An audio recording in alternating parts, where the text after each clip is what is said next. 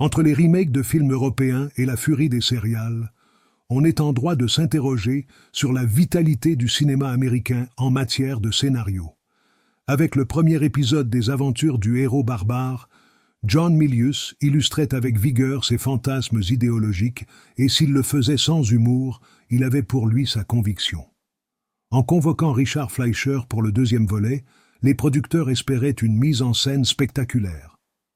Mais il ne suffit pas d'ajouter encore des muscles au bodybuildé principal pour convaincre. L'heroic fantasy demande une bonne dose de démesure, un sens certain du kitsch, et le réalisateur est un square.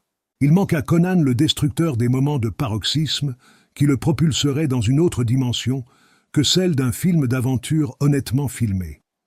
Il en est ainsi du combat contre le magicien ou de l'apparition du monstre pourtant réjouissant en lui-même. Pourtant, avec les Vikings, Fleischer avait le souffle épique.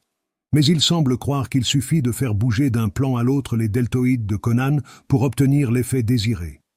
Et ce n'est pas de le faire dévorer des yeux par une naine princesse en brushing, sortie tout droit de Dallas, qui arrange les choses. Et l'absence d'humour qui ne gênait guère Milius est ici un handicap de plus.